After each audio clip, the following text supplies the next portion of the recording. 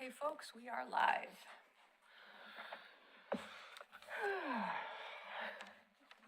Hi, everybody. I feel like it's been ages.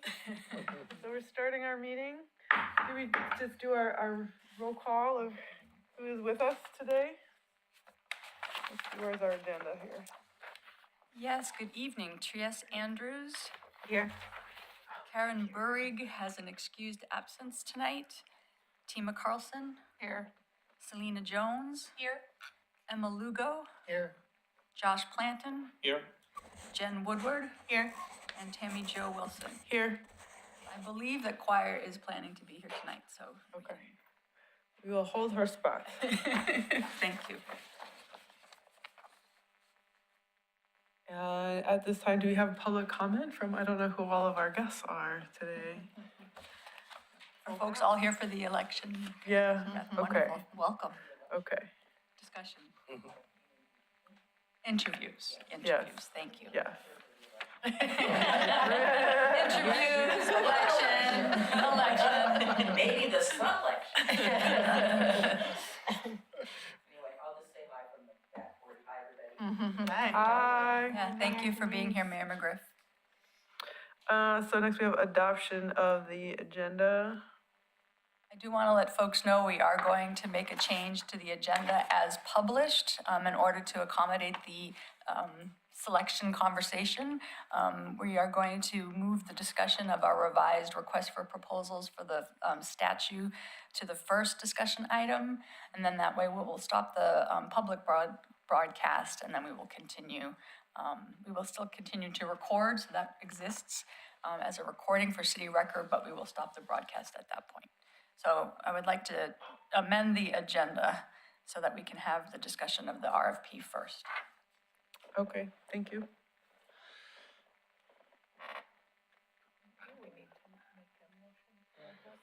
I move to make a motion to adopt the agenda for December 21, 2023, amended by Ann Griffin.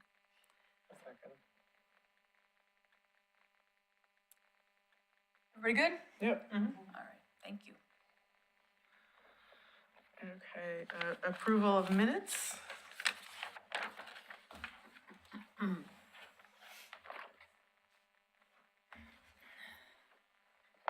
you have minutes to approve? Yes, the November minutes, does everybody have a copy of the November minutes or November 16 minutes? Anybody have any?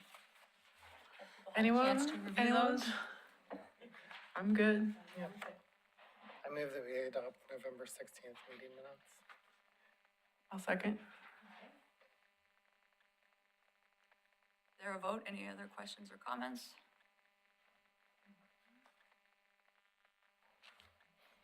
Here's choir. Aha, see, I told you.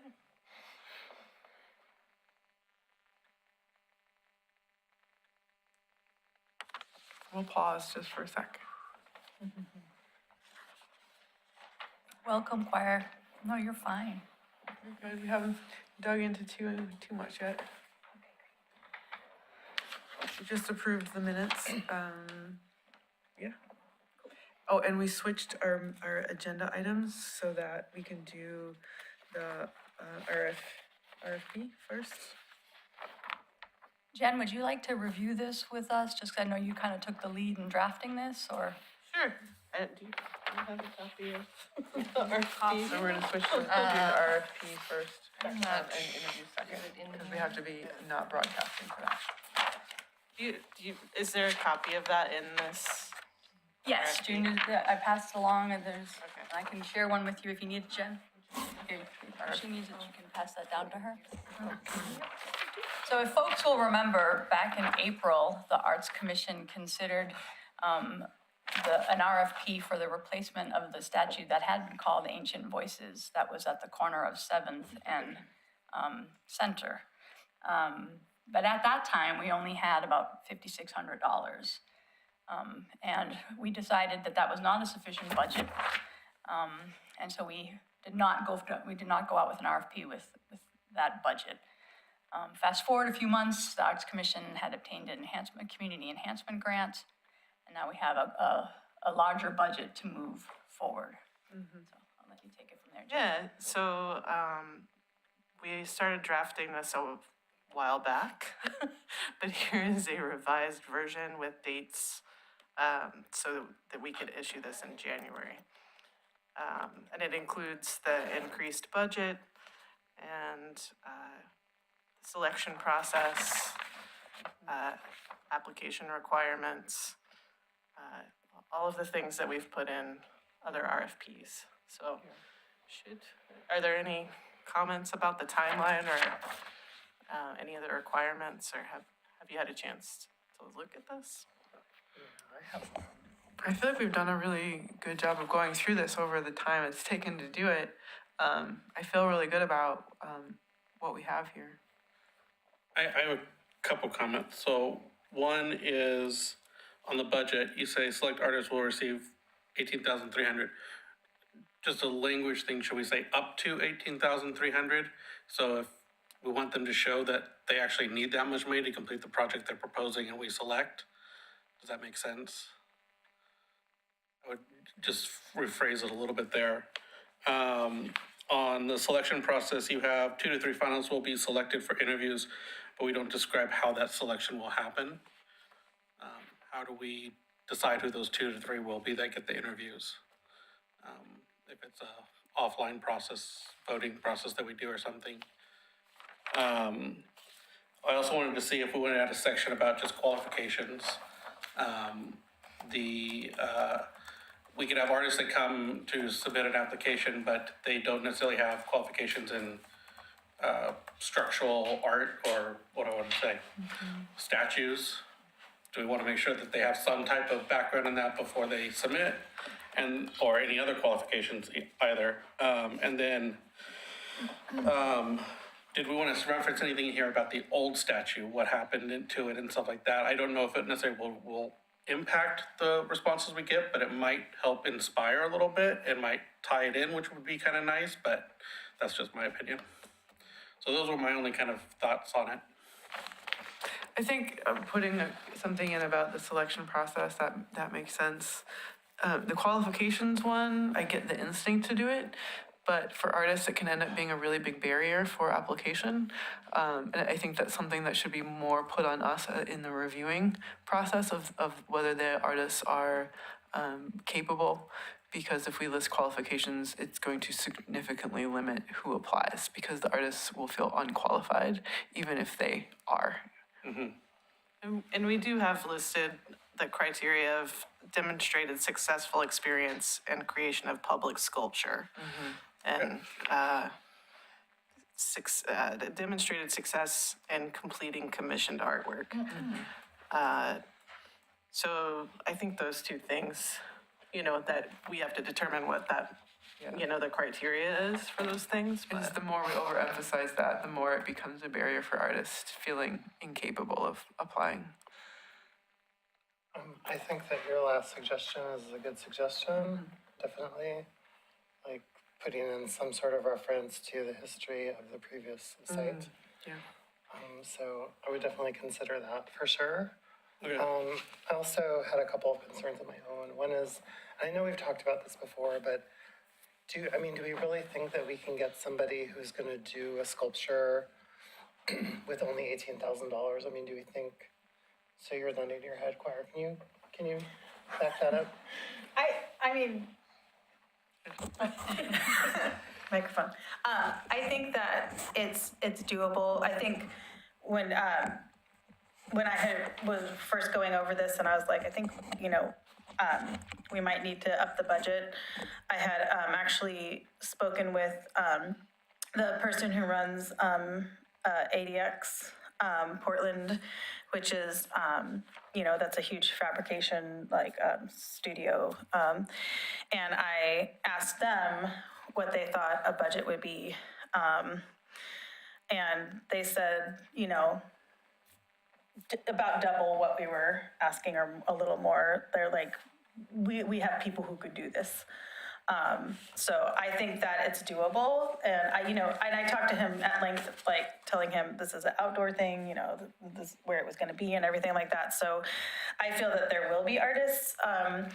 I definitely think that if we're talking about casting bronze sculpture, which that's one of the first things you think about when you think about outdoor sculpture, that is a very expensive process, and that would be upwards of $30,000 plus. But there are other ways of creating sculpture and in hardy, outdoor-friendly materials that are much more cost-efficient. So I think it's possible. My other question, I think we reviewed this, but could somebody just remind me, is the sculpture gonna go on the same pedestal at the same spot? Because there's a couple of concerns I have about that. One is, I think that the reason it got hit before and destroyed was because of right where it's at. I mean, it's on that turn going down the hill. It's likely to just get hit again. I mean, since it was moved. The other concern I have about it is that I feel like it's a barrier to people seeing pedestrians right at that spot. So if there's somebody going across the street into the park to go down the city stairs, you can't really see them because there's this big thing right on the corner that's kind of obstructing the view. So if there's a pedestrian coming across the street, there's this big thing there kind of in the way. I mean, I know that the other sculpture was there. I'm sure Public Works has thought about this. It was just kind of a concern in the back of my head. And I have a question. The foundation, is that part of if it is in a different location, is the foundation part of that $18,000 budget, or is that something that the city is going to be doing internal?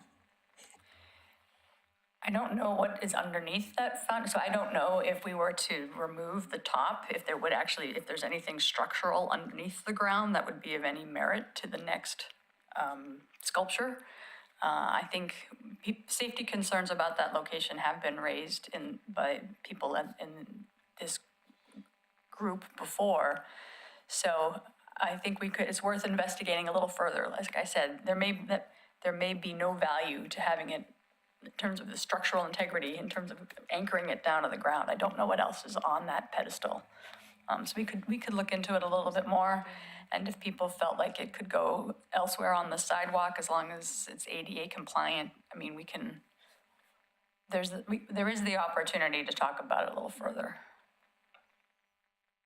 Yeah, I feel like it's kind of the last moment to do that investigation before it gets really awkward to have an artist create something and then be like, oh, this isn't the right space, this is unsafe, or can't be supported, or...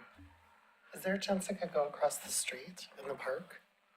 Like, because it would still be visible going down the hill, which I think a lot of people like, but it wouldn't be in the middle of two crosswalks, basically. I mean, most people aren't gonna walk across 7th, but a lot of people walk across that street to get to the park.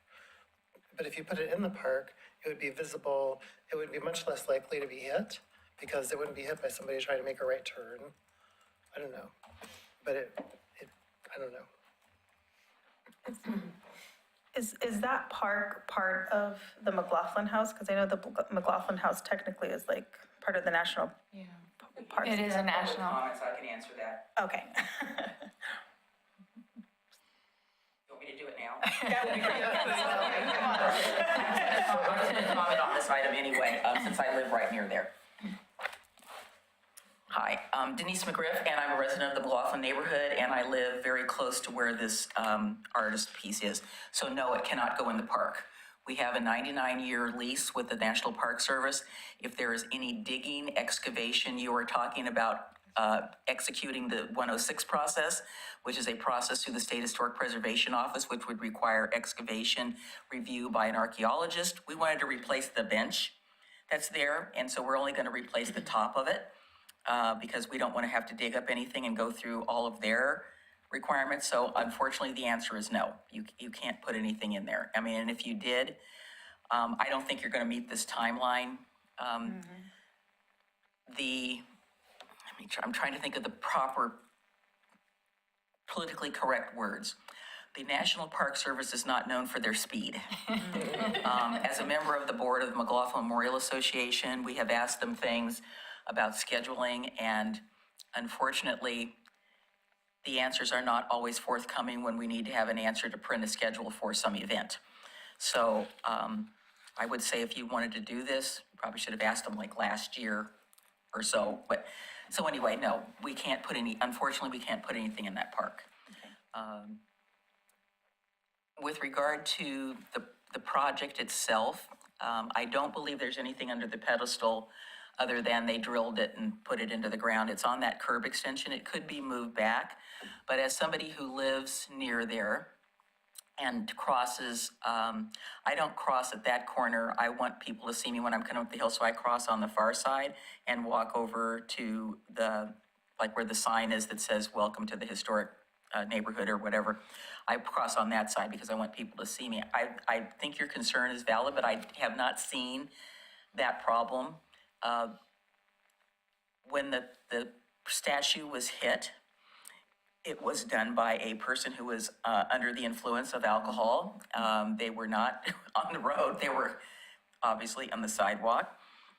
And when they moved it before, I believe it had gotten slightly hit before, and it was able to be repaired. But one of the things I wanted to suggest as a resident is that I know I talked to you about some things that I had asked the neighborhood association at a meeting. I said, okay, we're talking about replacing this.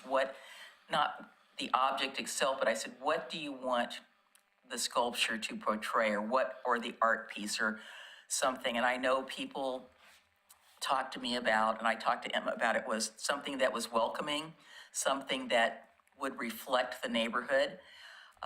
We didn't get a whole lot of say, even though we did the 7th Street project when this sculpture came about. And to be honest with you, I never knew what it was called, because I think our public works people didn't quite tell us that. But I mean, people felt, somewhat comfortable with it. But having gone through, Lake Oswego so many times during their art walk, there are about 3 or 4 pieces I would love to just magically have put here.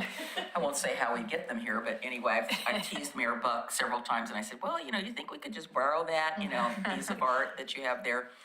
But so something like that would be, I think, would be acceptable to the neighborhood, and I would like to recommend that you have on your selection maybe somebody from the neighborhood, and particularly somebody maybe that has lived in the neighborhood for a while. I'm not saying it's me, but somebody that's been around, knows the neighborhood well, and I could probably even dig up maybe the list of people who were involved in that 7th Street corridor project from the neighborhood, and we were involved intimately in making sure that the project had art. We wanted to make sure that it had, safe crossings, make sure that it had ample room for the curb. And we were the ones that came up with the idea of all the curb extensions, because we felt that it was necessary to have a little more street out into this right of way and a little less of the roadway. Unfortunately, the thing I can say about the 7th Street corridor is, because it's a straight shot, I rarely see anybody driving it at 25 miles an hour, and that's what it's posted as. I don't think we would have some of the problems that we have with pedestrian access if people would just slow down. And as I was coming here tonight, and many of you know where I live, sitting in my driveway, watching people go shoo, shoo, shoo, up my street just to get to the light and zoom through it to get to the stop sign. So it's a systemic problem that we have all over the city. But I think that all the ideas, the thing that you suggested, Josh, I saw that as well, because I thought, okay, the selected artist will receive, or is it up to, and I think $18,300 is, I think you should go to 20 if you've got the budget. I just don't think you're gonna get something that you might like or want. I just think that's just too low. And I'm not an artist, I'm just looking at it from the standpoint of, is that gonna be enough? And again, it depends on what they decide to make it out of. It could be, there's a variety of materials out there that are weather safe, and I've been watching the progress through the website of the quote-unquote cherry that's being made for the city of Milwaukee, and that's been pretty interesting, kind of watching that as it's getting, it's getting it fabricated, so that's kind of fun. So anyway, if you have any more questions about sort of the neighborhood or anything to do with that park or, the crossing, again, I think part of the problem, as Emma's pointed out, it's the speed. They're still coming up, that Singer Hill, and it's like the Indy Raceway. But I know I've talked to the chief about lots of times. And traffic, we're traffic patrol guys, we're back up to 3 people, so they're gonna be roaming the city again, which is really great. So watch out for those speed traps, because they are doing speed areas where they're perching there, and then they get other people from other jurisdictions to help us, and then they swat the area. So I don't know where they are in advance, but if I find out, I'll let you guys know. Well, thank you, Mayor. You're welcome. Thank you. I have a couple comments. I've had a couple conversations with both artists and also Jamie, I'm trying to remember her last name, from the Art Commission in Happy Valley, who's very involved in the sculpture gardens. She got permission to offer us the list that they use that are all the sculpture artists. So it's a list of like 50 different artists, plus in addition to the artists that we could send the call out to, they have a collection of sculptures that you can just purchase. You can look them, they're already done, and you can purchase something if it's something that you like. From the conversations that I've had used that figure of 18,000. What do you think of 18,000? And the people that I have talked to do feel that it's doable. Some of the artists that I talked to it would be more important to them to have something visible in a city than it would to get what might be market value, which I thought was pretty wonderful. I think that's always one of the hardest parts for us is trying to find the artists. And so that was a great find. She's kind of waiting on word from us. I said I would bring it up at our commission meeting. She had to get permission first before she could let us know that we could use that. But that's available if we want to do that. I have a couple comments. About the design for the area, could we maybe ask that it would help increase safety somehow, or visibility of that how the sidewalk comes out, like how it jettisons out? Maybe put that in the request for qualifications. And possibly also, would it be a cool idea to make it something that people could rest or sit on, or like climb on, or something like that, interactive, like as an idea, like that would be welcoming, just so children can fall into traffic after they climb on the ground. I was totally thinking that. It's out of your mouth, and you're like, wait a second, back that up. And for the budget, I mean, it's good to hear that the artists are like, well, I'm more concerned with getting my work out there than getting market value, but I really still think we should focus on paying the artists what they're worth. Absolutely. So if we did have to bump it up, could we take it out of this year's budget? Like maybe just if we round it up to 20 grand, or is that a possibility for us? Yeah, we've got the money. I mean, we certainly have the money in the budget to go up another $2,000. That's not an issue. If we wanted to try to double it, then that would require identifying resources outside of what we already have, which we could also do. I mean, like we decided in April, the one thing that we do need to keep in mind, though, with the enhancement grant, we have to spend that money this year. That's just something to keep in mind. The money needs to be spent before June 30. Will they offer us an extension if we are in the middle of the project, but is that a possibility? Yes, you can, you have it's in our agreement with the Enhancement Grant Committee. I think you have I think it's May, it's either May or March. You can request an extension and I'll look up the date. Yeah. Okay. I'd recommend that we increase the budget at the mayor's suggestion to 20,000. And that when we get around to the selection process, we request a resident of the neighborhood sit on the process with us while we're doing it. And the up to clause that Josh suggested, up to 20,000. But we gotta spend at least so much for our grant. But that gives a little wiggle room. We don't have to land right on it. Okay. And I think add a section on the foundation if that's something that should be part of their estimate or budget, or if it is internal within the city. Yeah, we Well, have it to did figure that say out. installation, so I feel like Yeah. installation Is the includes foundation. foundation. That was my understanding from our previous conversations.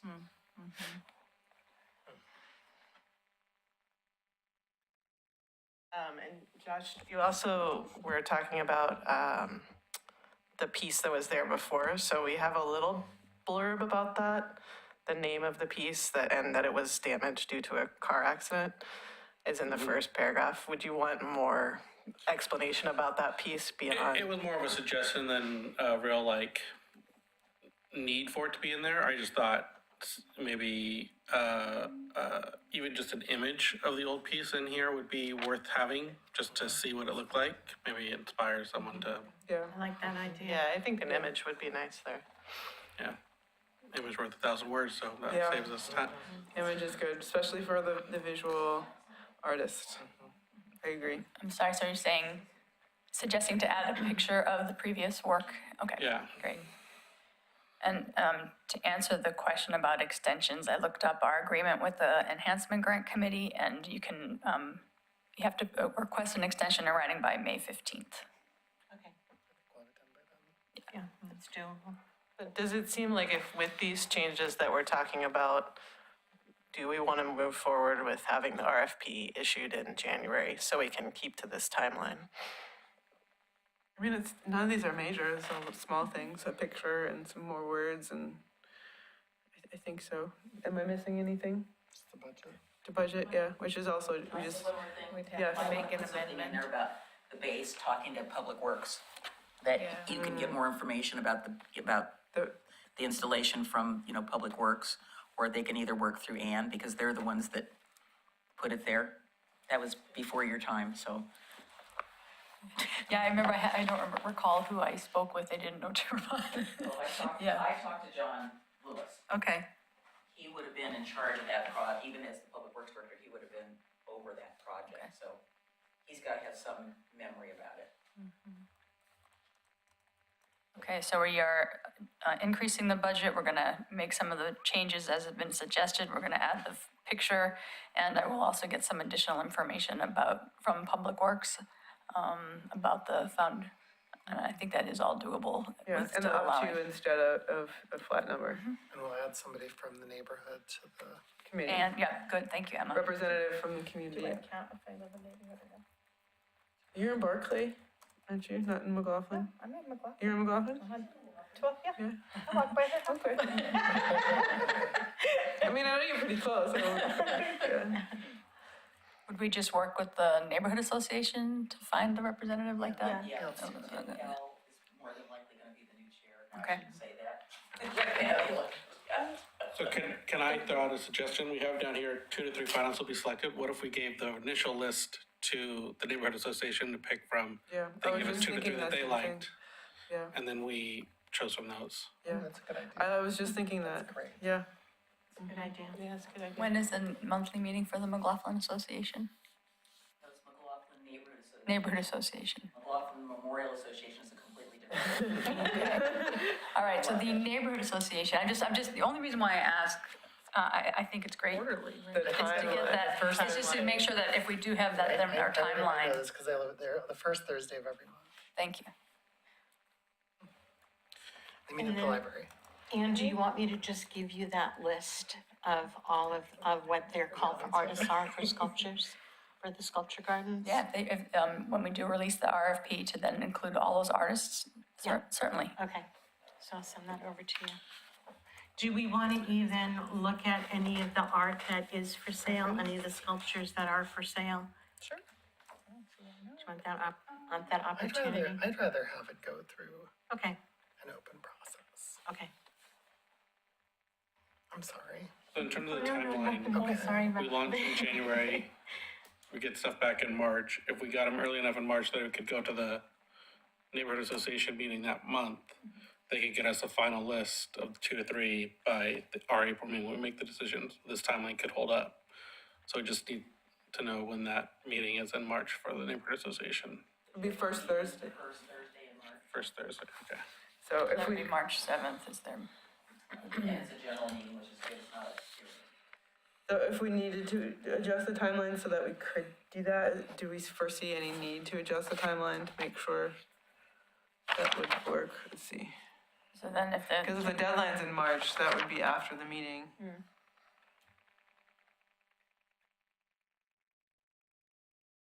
We don't actually say a specific date of, No, yeah. It would have to be like March 1st or something. yeah. Is that enough time, or do you want to wait till April, our April meeting to? Let's see first if the McLaughlin neighborhood would like to do this, because they may or may not want to, but we hope they do. And then maybe they'll figure out their own way of selecting. They might create a subcommittee to do it.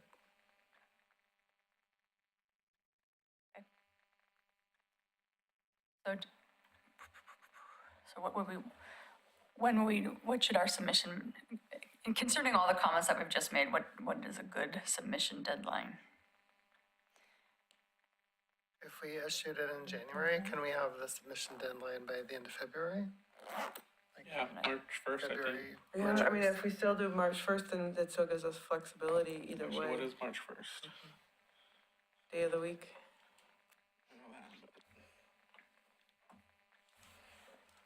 Friday, so yeah, that works. That's a good day. Yeah, that's like 6 weeks. 6 weeks is a good enough time. Okay, you want to try for that? Okay.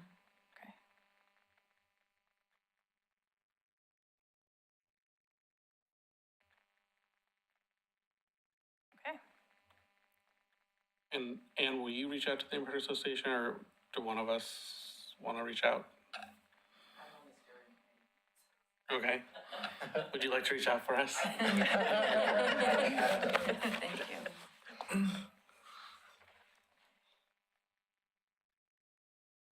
And I'd even, excuse me, one thing we could potentially also do is give people that weekend. So instead of saying March 1st, it could be March 4th. That gives people have it be Monday, March 4th, and then that still gives us enough time to get the materials together to bring to the That's- neighborhood association on the 7th. That's true. Since no work will be happening after then anyway. Okay, we can do that. Terrific, thank you. Okay, All right, did we complete that item? all right. So we're ready to move on to the main event, so to speak. Do we need to switch? We do, so we are now gonna, we are now gonna stop the broadcast. We invite folks who are watching to contact the City Hall or contact me for more information about tonight's discussion, and a recording of tonight's meeting will also be available.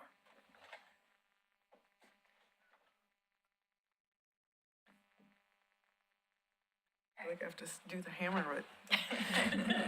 Feels so